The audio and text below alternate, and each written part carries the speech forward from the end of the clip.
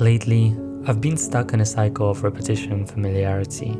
Everything I hear, everything I see, carries the echo of something I've already lived through. Conversations blend into one another, places lose their uniqueness.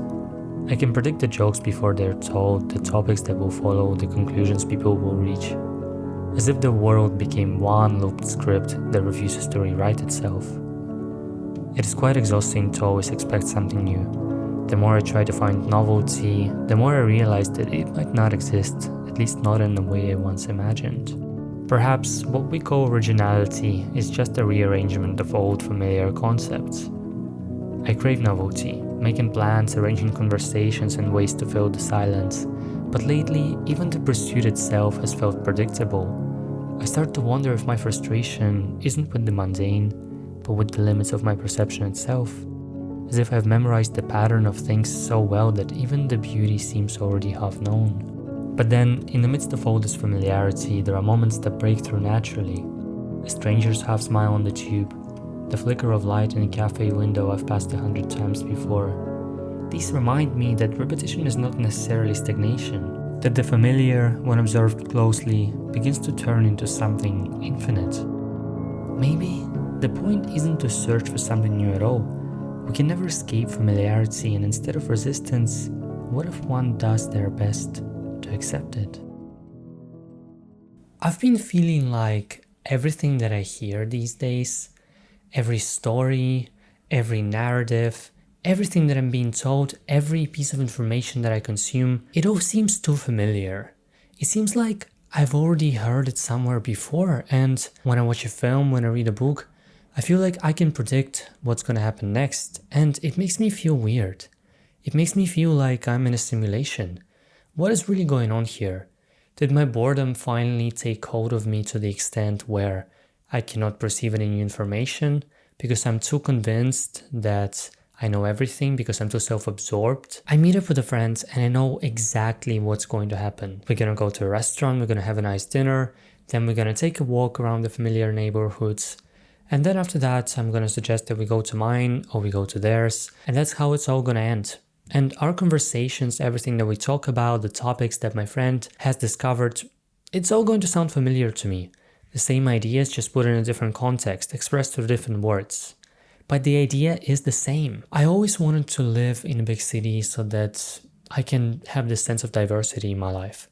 I always wanted to be in a big city so that I can experience something new every day. So that I can step outside and have the list of neighborhoods that I want to explore, have the list of coffee shops that I want to try, and see new people every day. And while this is probably the only thing that I'm still clinging on to for the novelty in my life, I see new faces every day, I see new people every day, everything else just feels too familiar. Because of my job, I got to explore every neighborhood in this city, and it rarely happens to me that I get this feeling of literal ecstasy when I find some new place in London, because I do like finding out new places, but it really rarely happens to me. I'm running out of ideas, I'm running out of new philosophical arguments, and I'm running out of places to go to for the newness. But why do we crave this novelty?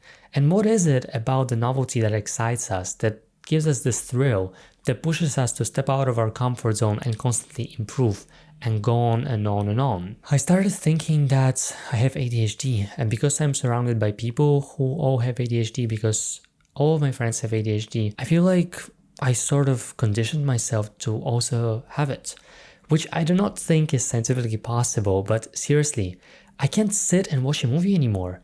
And I used to be the biggest film buff. I used to love movies and I used to live for the cinema.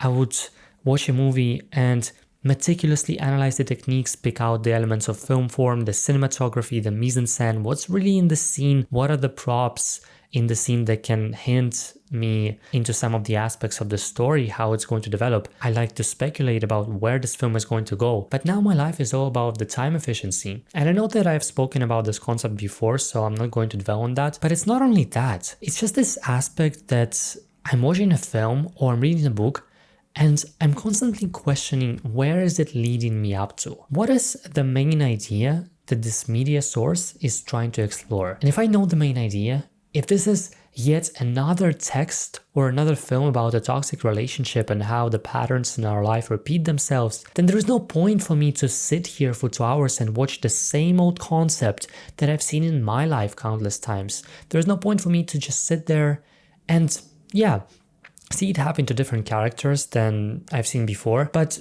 really seeing the same concept evolve. I know exactly where the story is going to go to. I know exactly the morals that it deploys to construct its narrative.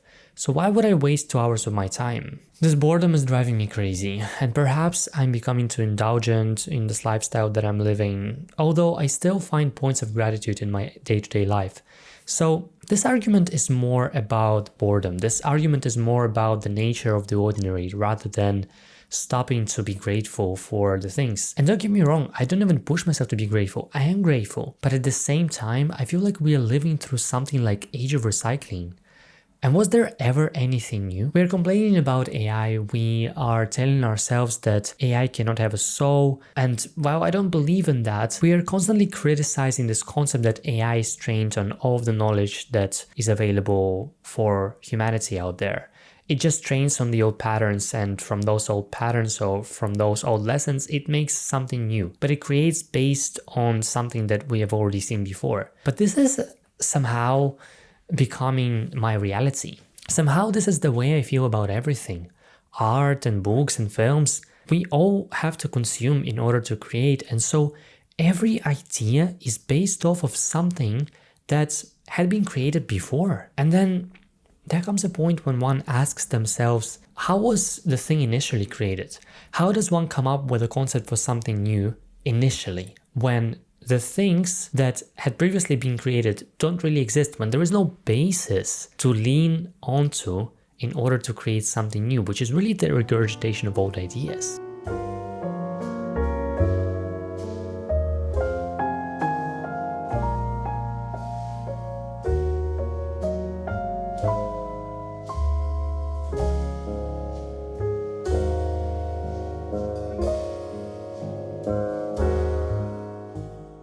In this endless cycle, I did not find any answers. But what I did find was more confusion.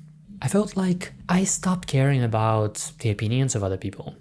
Not that I became more narcissistic, but it's just that whatever opinion another person has, I accept it. Because in our universe and in the world that we live in, there is no possible way to validate the truth. There is no possible way to come to the ultimate truth. And neither science nor anything can tell us the absolute truth, because science itself is based on the endless chain of assumptions. In order to prove a certain theory or in order to speculate about something, we gotta make an assumption first.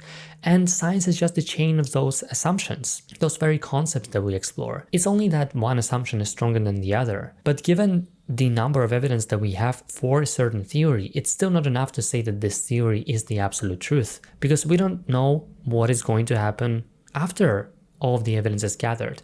Perhaps there will be another outlier, one outlier that could destroy the whole theory. There comes the theory of induction that tells us that yes, the sun rises every day, but what makes you so sure that it will rise tomorrow? And really nothing makes me sure. But getting back to my point, and yes, I think I probably do have ADHD because I jump between the topics so much. But getting back to my point, I don't really care about disagreements. And I see no point nowadays in engaging in an intellectual argument with a specific person. Politics, food choices, book choices, film choices, relationships, preferences, monogamy, polyamory, I do not give a fuck. As long as they don't harm anybody, and as long as what you're telling me implies no harm to the society itself, why would I care? Why would I care to dispute your argument and prove my point?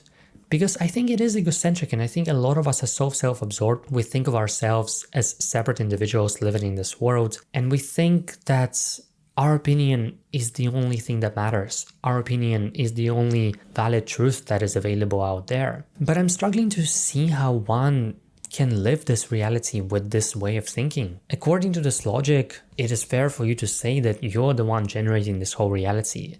And in fact, this is not a reality but a dream. Because think about it. In your dream, everything that you see and everyone that you see is the projection of your consciousness. And so if in this reality you are right to suppose that only your opinion holds the ultimate truth and everybody else's opinion has to be proven wrong in order for your opinion to be right, then you might as well say that you're in a dream and everybody else is just a projection of your consciousness and you're generating this reality, which is just an egocentric perspective, although even this statement cannot be disputed fully. You cannot prove it 100% false. Being caught up in these metaphysical arguments, I started getting more and more confused, and in this confusion I started seeing patterns everywhere. I started seeing the usefulness of everything in my life, and my belief that everything happens for a reason, my absolute certainty in this statement only gets stronger and stronger every day. Whatever it is, and if it is true and if it is not true that everything happens for a reason, there are multiple arguments and counter arguments to such a statement. However, I know that deep enough for myself, I am able to derive the lesson from every situation. And so whenever I am in a conversation where a person says something that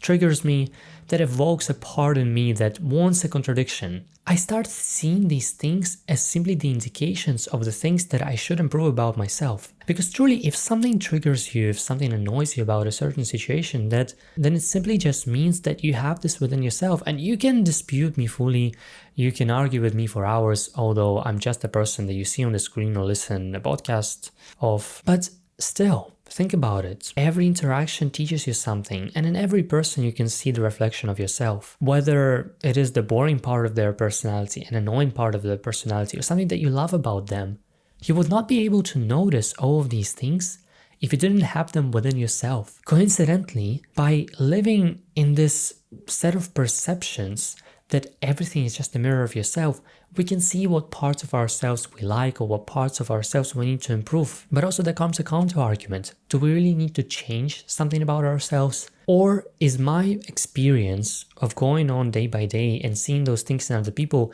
is yet another confirmation for me that nothing should be changed about myself and I should just be the way I am because I was born this way or I was made this way, and I need to be exactly this way for this whole coherent system, for this whole complex structure of the universe to function.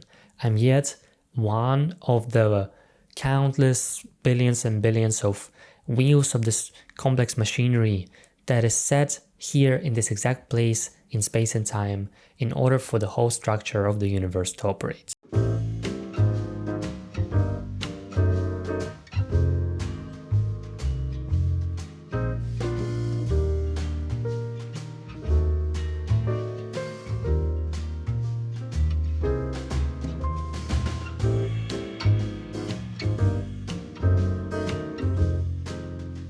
I'm literally sat in a yoga pose right now and my chair keeps spinning because it's more of a comfortable position to narrate the podcast from this position, but I can't sit like that. And then, oh my God, it's so uncomfortable. In drowning in all this boredom that I possibly just created for myself and started complaining about it, I started seeing even more beauty in the ordinary things. And so what I did was hop on the tube and go and explore the city from an underground perspective.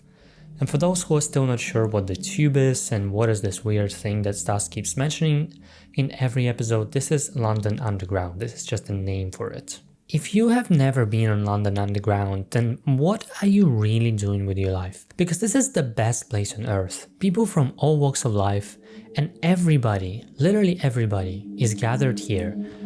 Everybody is on it with the same purpose, to get from point A to point B.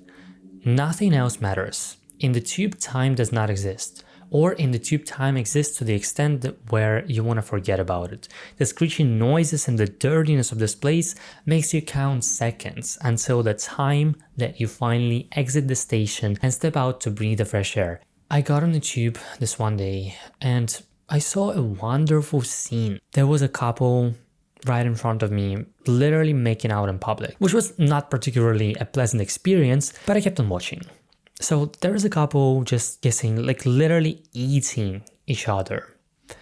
And then just on to their left, there is a woman crying. She's literally bawling her eyes out. There's some tragedy happened in her life, whatever. And then there is this guy who is just sitting in his headphones, all trying to be mysterious, like a literal performative male. And a bunch of other people just commuting to work. Nobody pays attention to each other because there is this unspoken rule that you're not supposed to look anybody into their eyes in the tube. I don't really know what's going on with London and why nobody looks at each other, but that's just a thing. This whole thing was a mess, nobody was looking at each other, nobody was noticing each other, and everybody was minding their own business. But at the same time, these separate people created such a coherent narrative in itself, in this space and setting, which was really confined, but which created such a diverse narrative within itself. And it was really something special. And you see things like that on the tube a lot of times during the day, during the night, especially when you travel on Fridays and Saturdays when it operates 24/7. So you can imagine the scenes that you can see on the tube when you go back home from the club and everybody's drunk. It literally feels like a simulation. And if you think about it, the experience of going on a tube, of using London Underground, is just an ordinary experience. But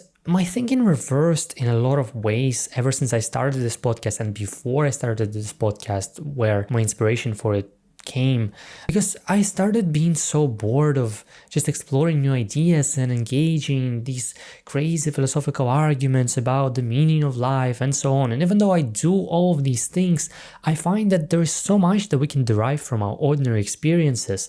And there are so many angles from which we can look at a thing that is very familiar to us, that I just stopped feeling the need to constantly try to go above and beyond myself, because it takes so much of my cognitive power. And why would I do that if I can just turn my ordinary experience into a story, into like a full movie? Why would I go and sit in front of my screen or sit in a cinema and pay money for this if I can just observe life, watch it go by, watch people get in and out of the tube constantly 24/7, and just sit there on my spot, on my dirty seat, inhaling the dust, and just see this variety of people, speculate about them. What is really going on in this person's life? Why is she crying? Do you think she's facing a tragedy, or perhaps she's just preparing for an audition and she's training her ability to get herself to cry because it's like the biggest audition of her life and she's so excited about it? What does that guy do? Like his suit,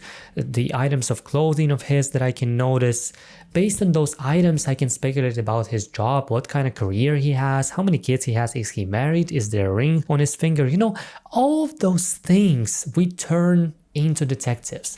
When we notice the ordinary, it's not really hard to see that the universe operates in funny ways and communicates to us through a variety of ways, giving us lessons, countless lessons to learn, to elevate us, to improve us constantly. And even if it is not done with the point of perpetual improvement, we can still enjoy the everyday life without trying to seek the novelty. And what I've just said is probably something that I'm learning along with you as I'm recording this episode, because when recording these episodes, I really get to appreciate the beauty of life, especially when listening back to them thousands of times when I edit them. I really get to hear and experience the things that I had experienced during the week once again when listening to my speech, when listening to my recollections of those events. And it really makes me grateful for my everyday experience.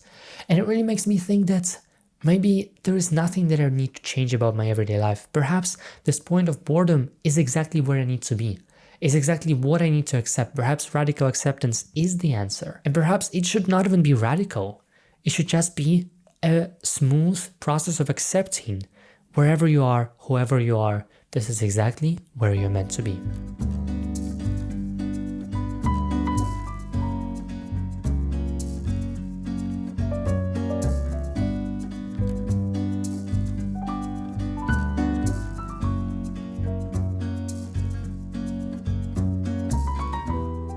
Many of you know that I'm a university student and I'm enrolled in English literature course.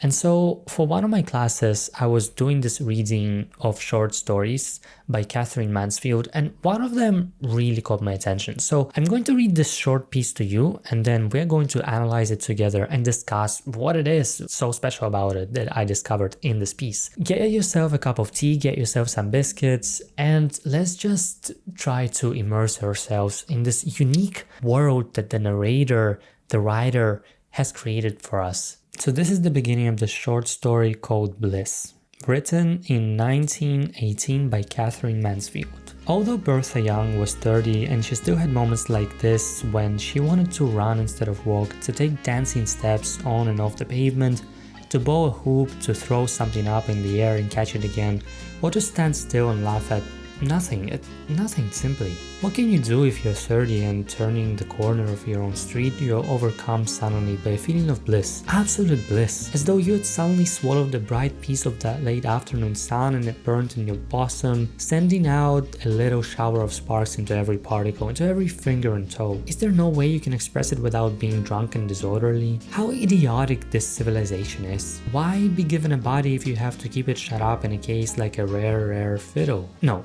that about the fiddle is not quite what I mean, she thought, running up the steps and feeling in her bag for the key that she had forgotten. You see, this writer, as you might have noticed, she really has a unique take on life. She usually throws us in the middle of a narration, in the middle of a story, without really any introduction. But what she does really well is highlighting the ordinary things, highlighting the details about the narrator's thoughts, highlighting the individual ridiculousness that every one of us has. She takes the things that we all take for granted and she makes something special out of them. Just like she describes the thoughts of this woman, just as she makes a mess out of her thoughts, telling us that she thought of something and then she changed her mind. And this feeling of bliss, what is it? Have you ever felt like this before? Have you ever walked down the street and thought, how grateful I am to live this life, because you saw something small. You saw a flower, you saw a fox running down the road, which is a pretty common occurrence in London. And then you thought, haha, this is like really funny. Okay, that's a bad example. Like, that's a weird reaction. Why would you laugh at a fox? Simply, that small moment made your day, or it made your hour. It took you such a small thing to feel grateful, but you can't help but think that this life is really special just because of that one small thing. This is the bliss that she's talking about in this short story. And it really got me thinking a lot. The feeling that I experienced while reading the story reminded me of my summer. How small things would make my day. The summer was really hard for me. It was challenging in terms of work. It was challenging in terms of my interpersonal relationships. But it was also the best time that I'd had in my life. And paradoxically enough, usually the hardest times are the best times that we have, because later on down the line, we can understand the lessons that those times had taught us. Looking at it from a retrospective point of view, we can see that there was a lot to be gained, and that the version of yourself that you are today, you would have never been this way without those experiences. And so you feel this bliss, you feel this gratitude for all those experiences. And that's exactly the way I felt. It brought me back to my past memories. And then that feeling that I experienced during the summer brought me back to my first days at uni back a year ago. And then that experience brought me to the way I felt a week ago. And so I realized that it is an endless chain of appreciation and then negativity and then dormancy that comes into our lives. And then I thought, how are we so blind? How are we so stupid to let ourselves constantly get influenced by the outside events? We let ourselves be on this constant swing, just letting the high highs and low lows in life direct us to a certain point. And we let our emotions sway us by so fast that we hardly have time to enjoy life. We hardly have time to see life, to observe it, because all there is left for us to observe is our own emotions that we think are parts of us, but that are really just the reactions to the outside environment that we encounter. The thing about all this, and the reason why I'm saying this, is that I realized that lately I have let myself get influenced by external events so much to the extent that I didn't really have time to truly think about life, to truly be myself, be my truest self. Instead, I was constantly on this swing of life. I was constantly just swinging up and down, without really having anything to say or do about it. And this perspective is cool when everything goes right, but what about when everything goes wrong? Then you're suffering, then you're telling everybody that you're depressed, and then you cannot get up from your bed. But is there a state that one can achieve that would allow them a perpetual feeling of calmness and gratitude? Well, I don't know about the word perpetual, but certainly one can do and implement certain practices in order to improve their current state and in order to be less dependent on the external factors of this world and instead find satisfaction within. And what really helped me is, first of all, exactly radical acceptance, getting to a place where you understand that any event that happens to you, that any person that you encounter is there to teach you something. And so analyzing my boredom and analyzing this state that I was operating from, thinking that there can never be any novelty in my life anymore because I can literally predict any outcome, anything that's going to happen to me. I can just see what's going to happen and what is the point? What is even the point of having everything? Something that I'm later going to address if then one has nothing to do with the rest of their life. What is the point? What is the purpose? Blah, blah, blah. These metaphysical questions about our existence lead to something like an existential crisis where one just doesn't have enough cognitive power to process all these questions, and instead they lock themselves up in the room and decide to sit there and whine on about their day-to-day life. And again, this whole experience is just letting yourself get influenced by your thoughts, by the external events, by the outside factors that are not contingent on you. Recognizing the things that are in your control and outside of your control give you more agency of your life than you may think they do. And so when I thought that, okay, what is this experience of boredom meant to teach me? I finally saw that it is to see the ordinary. It is to see the beauty of the ordinary. And it is to perhaps in some way even consolidate the idea for this podcast, because really I had a lot of new ideas. I saw a lot of new perspectives. Previously, I would get so stressed out because a day before I'm supposed to record an episode, I wasn't sure of my concept. I wasn't sure of something that I came up with.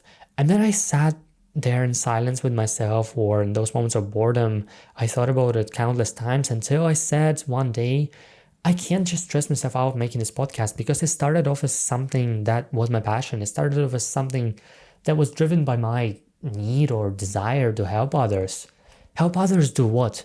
Well, perhaps this whole thing, or not perhaps, but now I'm quite convinced that this whole thing that I'm doing is to help you see the beauty in literally everything.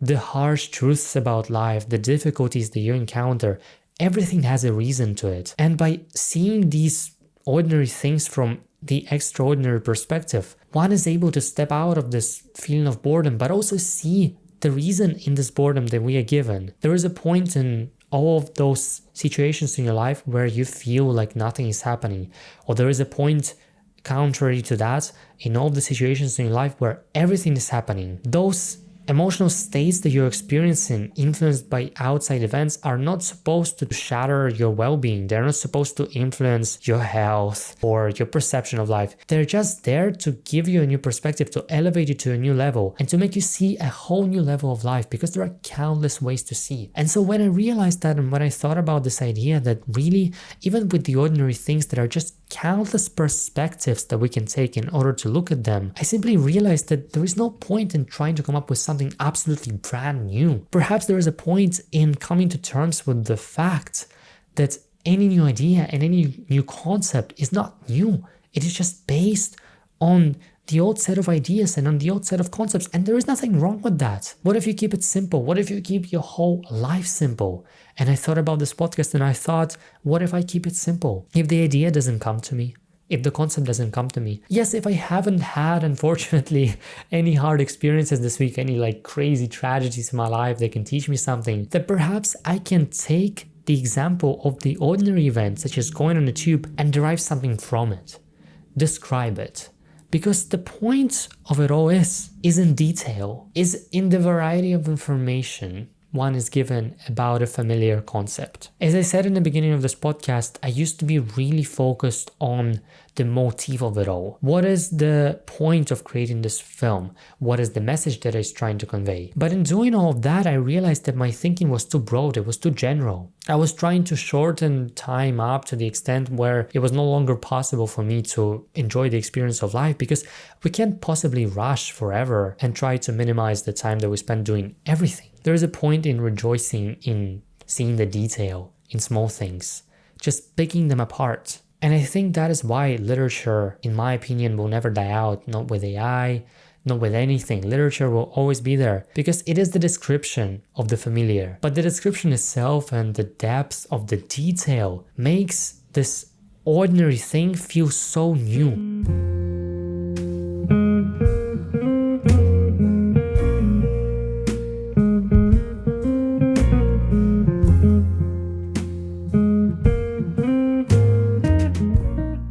And on this note, I'm going to read you something else from this short story called Bliss. One passage that I noticed that really got me thinking even more. So I kept on reading the story, and in this bit, the writer or the narrator of the story describes the narrator of the story. So it's like an information about this woman who we encountered in the beginning. It's the information about her and her life as a whole. Really, she had everything. She was young. Harry and she were as much in love as ever, and they got on together splendidly and were really good pals. She had an adorable baby. They didn't have to worry about money. What else can one wish for? You know, everything. She has everything. And she's only, how old is she? Whatever, she's only like 20 or 30. And this simple passage really triggered a lot of thoughts within me. I got uncomfortable while reading it. And not because of the feeling of jealousy, not because of feeling like this is something unrealistic to have what she has at the age of 30. It's not about the numbers, it's not about the milestones. It's just that I finally got to picture this state of having everything fully. And I thought to myself, would I really want it? Would I really want it right now at this point of my life to have everything? Perfect relationship, perfect financial state, just perfect everything in every area of my life. You know, oftentimes we strive for things, oftentimes we chase things in order to get them fast, but what we really forget is that there's a divine timing for everything. And so once we lean into the state of letting go and just let ourselves enjoy life, this is where it gets interesting. This is, I think, where we get to experience the true essence of life. Because what is the point of rushing towards achieving everything? Think about it. The narrator of this story, she has everything while she is young. And what is she to do with the rest of her lifetime? It made me uncomfortable to think about it because I realized that perhaps this is not something that I would want. Or perhaps it made me more trustful of the ways, the exact ways in which the universe aligned the events in my life. Because I thought the infinite space for growth of oneself that one can experience. There is so much about ourselves that we can change, but without any need to change, but just because it is our life guiding us towards becoming another version of ourselves, a better version of ourselves. So the real question of change, perhaps it comes down not to an individual desire, like whenever one decides to change, they have to change, or is there an obligation to change? But what if all of this is about leaning into the uncertainty, leaning into the unpredictability of life and letting life itself guide us? Is the state of settlement and ultimate damnation? What is the point of having everything? Whenever we experience boredom, we crave more diversity in our life. And whenever we experience chaos, we just wish wholeheartedly that we are back in that moment when we had to do nothing in order to live. We all wish to be children again, to have our parents cook dinners for us, to smell that apple pie that your mom used to make on Sundays. We all wish that those times we have them back, but it is never possible. We wish for something that is never possible. We either are too stuck in the past or we live in the future, but only a few of us get to fully enjoy the present, to fully experience the present. But isn't the point of life, the whole point of life, isn't being present? Have you ever noticed that when you let go of things, this is exactly when you gain what is right for you? Because what you think about is often not the best possibility that the universe has to offer for you. What you think about sometimes is just one scenario that you think is best for you. However, what you gotta understand is that your brain is simply not capable enough to access all of those scenarios about your life and pick up the best one. It is when we lean into the uncertainty, lean into unpredictability of life, we let ourselves achieve the best outcome that is there for us. Have you ever noticed, or have you ever been in a situation where you badly want somebody in your life? You want your ex back.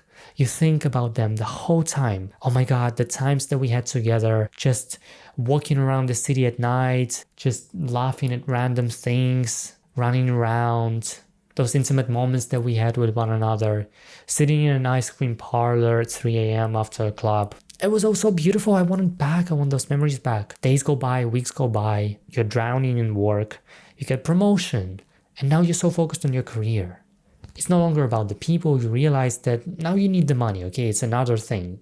You replace one desire with another desire, and suddenly, a couple of months later, your ex comes knocking at your door. Okay, please, can we get back together? And you're like, no, why would I do that? 2 months passed, you didn't even have time to think about it, and now that you think about it for the first time in 2 months, you're like, why would I ever wish for that? Our desires get replaced with other desires, and it is one eternal cycle of heading somewhere, of wishing for things that never happen or that actually do happen, but once they do happen, we jump onto the next desire and the next one and the next one. Is this really the life that you're living, or is this really the true point, the true purpose of your life that you think that you've been given? To chase things constantly and perpetually? To crave things? Have you ever noticed what happens when you let go of things? They come back at you, only to show you that it is not actually what you needed. You wanted your ex back, now they're back when you don't care about them and you realize that's not what I needed. You want that money, you get the money and you realize that's not what I needed. But what is it that you need? The funny thing is, we don't even know ourselves. We don't even know what we need, and we can never know ourselves fully. Tell me, what is your consciousness? What is the human consciousness? Psychiatry explains it as the childlike self of a person, but is this really a true definition of a consciousness? There is no definition of it. You can never truly know yourself. But I believe it is by leaning into our intuitive desires of what we want to do in our life, the parts of ourselves that we want to explore. This is how we can get the closest to the notion of knowing oneself. The ideas that are rooted within you, within the code of you, so to speak. If you become this person by following these intuitive desires within yourself, I believe this is the best way how you can contribute to the wider picture of it. And this is the best way for you to feel fulfilled. I think the reason I decided to record this episode is because I was living in a state of confusion. Just dealing with boredom, first of all, not understanding why I have it. Well, I've understood it while recording this podcast, but also I have been blindly chasing things. I've been trying so hard to improve things about my life. I went on countless dates and I was chasing people. I was not my best self, and sometimes we all have those moments. It's not that I was like needy, but in some way I think I was. Just for myself. I was requiring so much of myself, demanding that I do this and that, get out of my comfort zone. And while all these things are useful and there was like a point in experimentation, going on dates, I was just trying to escape the state that was there to teach me something. I was trying to escape the natural way in which things were flowing naturally in my life, where I failed to recognize that given state of boredom that I was experiencing was the best state that I could have been given at that exact moment in my life for my further evolution. Whatever you're going through, whatever you're experiencing, this is the best picture of reality that you are meant to receive at this exact moment. And when we lean into this space of unpredictability and just accept, radically accept, whatever happens to us is by nature 100% right for us, there is no wrong decision. There are no wrong decisions. It's all been written out for you, and whatever you have done in the past, you were meant to do this. Yes, you were meant to do this in order to learn something from it. Stop living in guilt, in regret, separating from your unique self, and start living in ways which get you closer to knowing your real self, not through the constant chasing of the desires connected to the physical reality or materialistic needs that you have, just by being in silence. Tuning into your intuition and without any trying, demanding something of yourself, just being, just listening and just acting based on what you hear inside yourself. Today as I was coming back from my driving lesson, which I absolutely hate my driving lessons in London, it's so stressful.